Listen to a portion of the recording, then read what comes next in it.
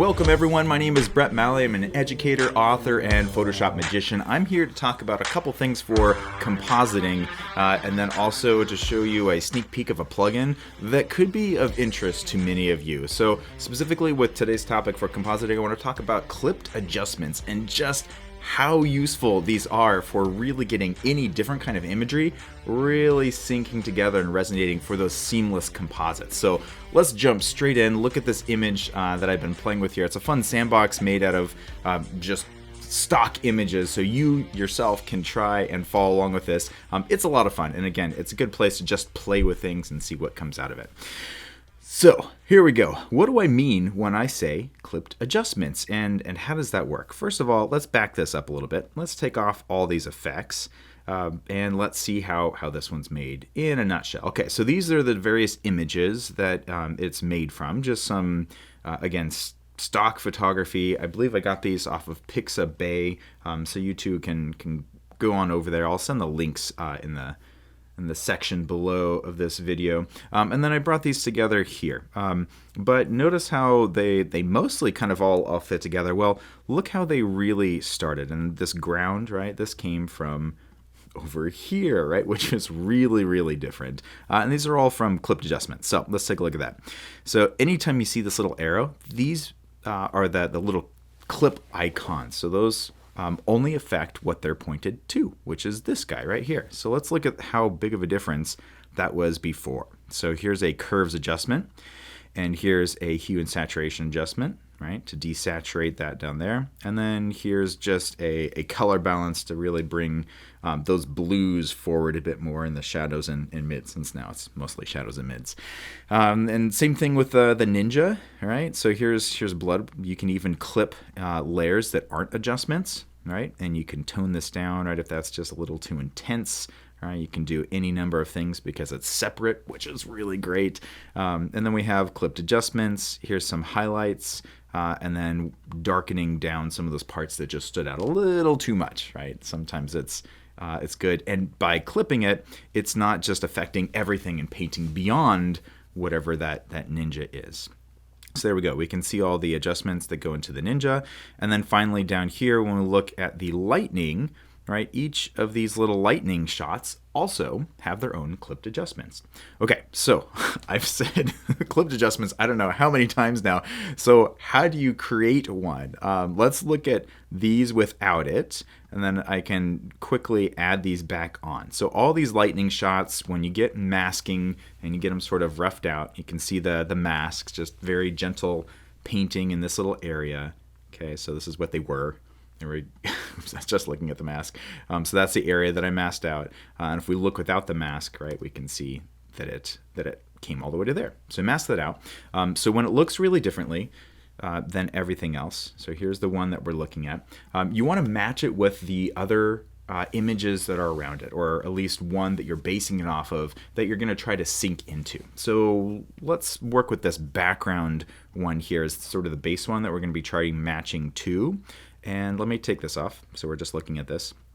Okay, so here's the one that we're going to try to match to. So the differences that I notice here is this has a lot more sort of yellows in the highlights, some violets, right, and sort of the mids and darks here. And this has more sort of turquoise, more cyans, a bit more blue cast overall. And there's still a little bit of variety even within this.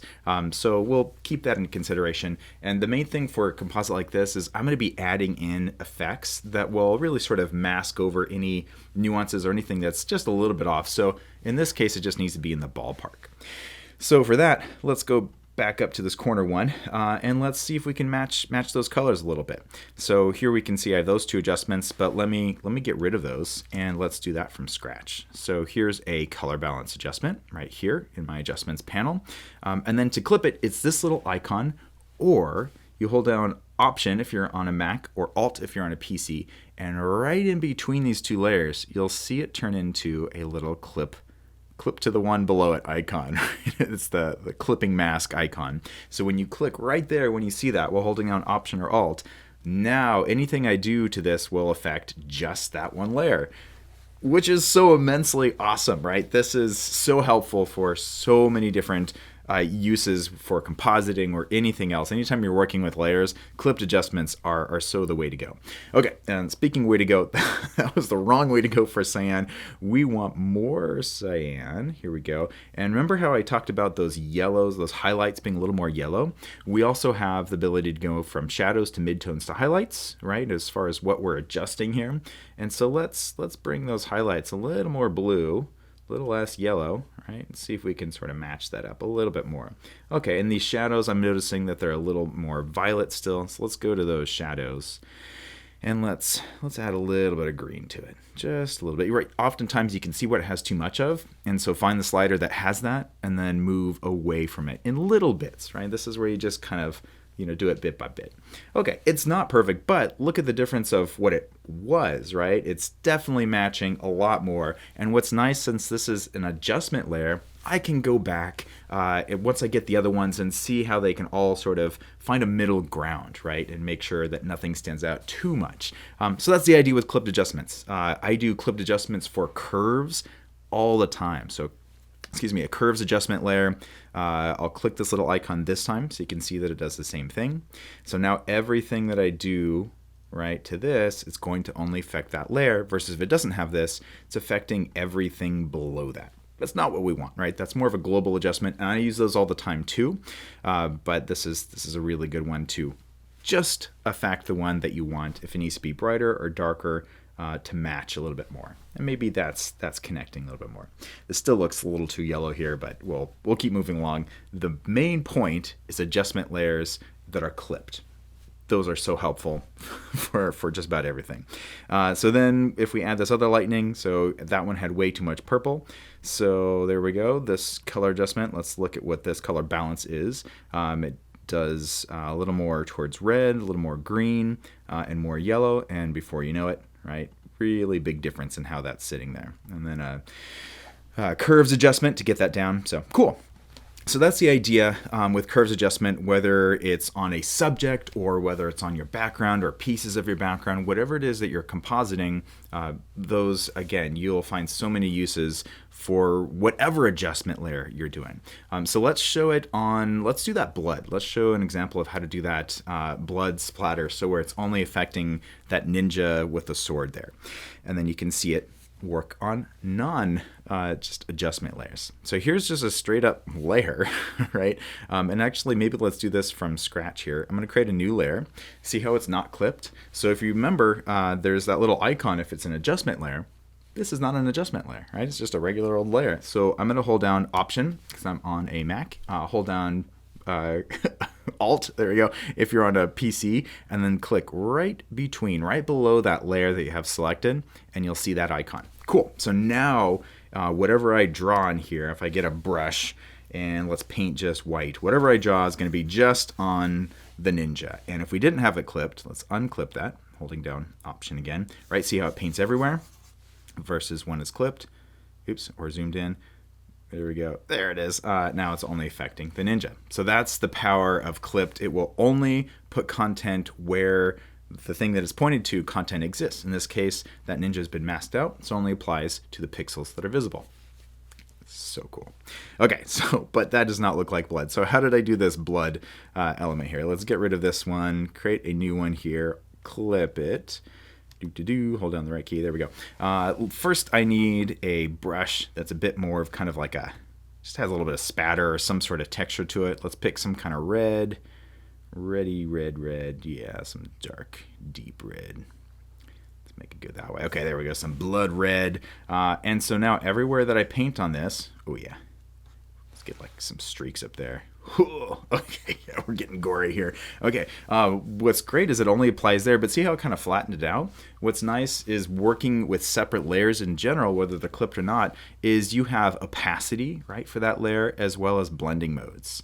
So check this out when I just kind of scroll through these various blending modes of all these different looks, right, that you get. Ooh, yeah, that's kind of gory, right? Darker sort of look. So you can really play with all these different ways you can look at that, or just have it flat, or just play with the opacity. Let's look at what I did for this one. So this was on vivid light. You can see that red that I chose is a bit more fresh blood, Not that I'm an expert in blood splatters. However, we could see that red really comes through with the blending mode of vivid light. But let's sort of go through all of these. Yeah, so here's what it was normal. Okay, and then you go down to vivid light. Ooh, yeah, that's cool. And then you can bring down the opacity or bring up the opacity. A little too vivid. And so let's bring this down. Yeah, somewhere in there. Okay, cool. So that's the idea. Clipped adjustments, whether they're adjustment layers or, clipped. Yeah, I guess this is an adjustment of sorts, but clipped layers that are adjustments in both normal layers that you play with blending modes are huge for whenever you're compositing. One other thing I want to show in this video is it's more of what I use for sort of post-processing or adding on certain effects, and that's optics created by Boris FX. It's a really cool plugin. It's its own software that you install, and then instructions are fairly straightforward. But once you have it set up in Photoshop as a plugin, oh man, there's so many different things to do it. So right off the bat here, right, this is looking interesting. It needs those effects, but some of this is using that Boris FX setup. So let's go to this. Let's take off. Oh, actually, it's not using it. Okay, so there. We're gonna add this kind of effect to it. Here we go. So get some kind of sci-fi or fantasy or stylized look to it, really add that light bloom even more than what I was painting on before, right? So before I just kind of painted my own sort of light blooms with a very soft and round brush, but let's say you want to really up it and add some other aesthetics to it and just more mystery, right? This is the last glimpse that you got right before you became part of that blood splatter. Oh, okay, we're getting gory. So let me show what this is like. So right here, you'll see that this is a smart object. If you're not familiar with smart objects, they are great in keeping things non-destructive. And this plugin allows you to non-destructively play with whatever layer you're working with by turning it into a smart object. So if you want to go back to this effect and try it some more, I highly recommend right-clicking on your layer or however you want to turn it into a smart object, and you do convert to smart object. And this will allow you to go back and forth for all the different kinds of filters and effects that you do, and specifically in this case, optics.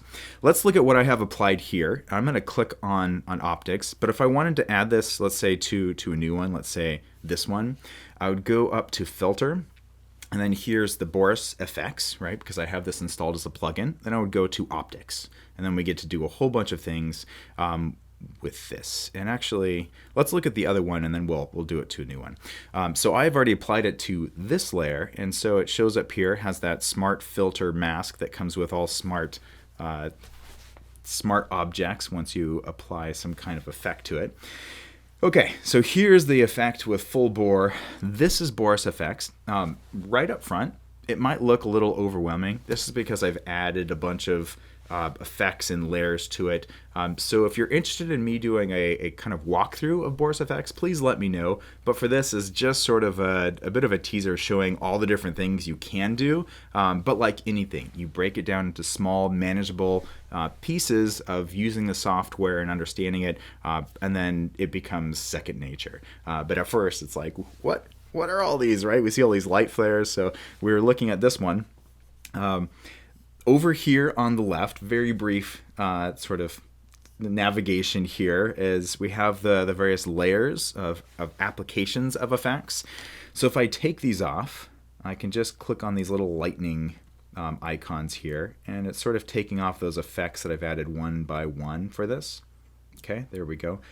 Here's just another one, stylized, right? You can go so many different directions. Usually you start off with, right, just your original. So maybe we can actually start off with, let's go down here. Let's actually add that to, what does this one have? Oh, actually, it's a cool effect. We'll do a new one. Okay, so I'm going to click on this new one here. So now nothing is applied. I'm working on this new layer.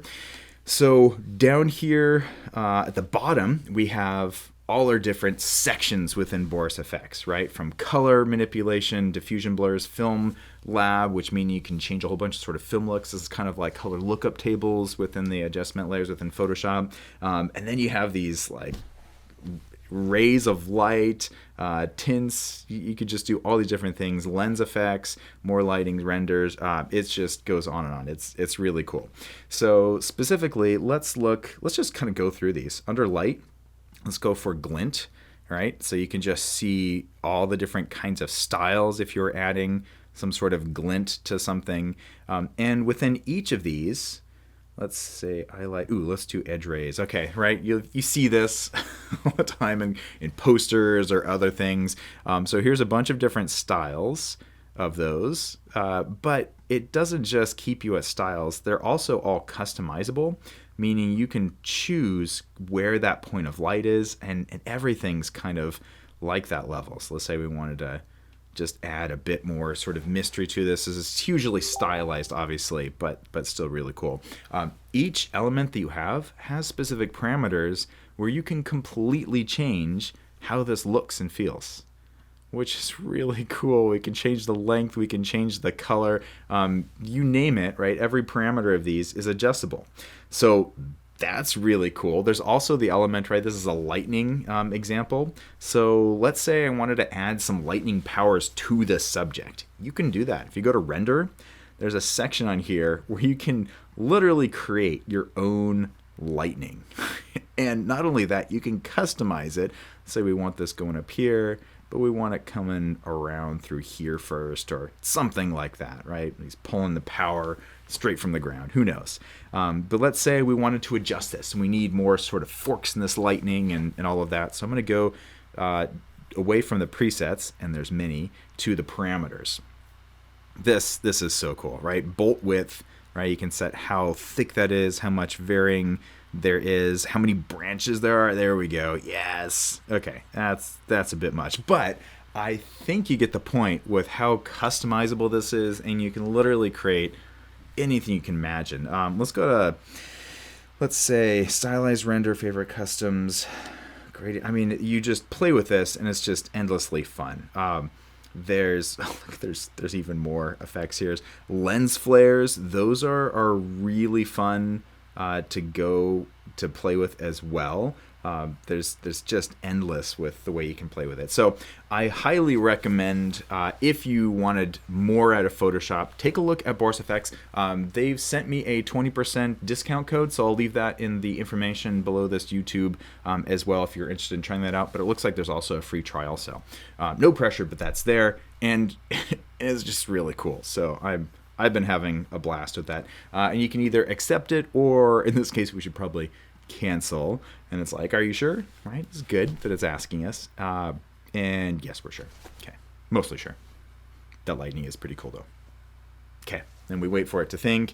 And it's like, oh, all right, you didn't get to use me. That's fine. And then we took off some other things on there. But that's the idea with a very basic introduction to Boris FX. Let me again one last time. Oh, that's why, because we were looking at this one, right? That was above it all. Let me apply it to this blank layer one last time, just to show how you get into it, and then that might be a good place to leave it. So with that layer selected, whatever layer you want, you're going to go to filter. Once you have it, filter, there we go, do the thing that I say. You're going to go to Boris FX once it's installed, and then optics. So the plugin itself is called Optics, and the maker is Boris FX, and they do effects for all different kinds of things. And here under light, we can see that it has all these different, right? This amazing default flares, right, that are happening there. You can go more sci-fi, more stylized, and it just keeps going. And these are like high quality, not just a stock image that you're throwing over it, but effects that you can control, right? We have this point. Where do you want this point? Look at that. It's just really neat, and it's a great way to get away from the very generic, right, lens flare that we have within Photoshop. Oh man, I could just play with all of this, right? And then go way over the top. And what's nice is a smart object or working in layers, you can always peel it back and have less of that effect whenever you want. And there's opacity in this, and within the parameters, you can dial back so it doesn't have as many rays or anything else. So it's customizable on every single level, and just immensely fun. All right, there we go.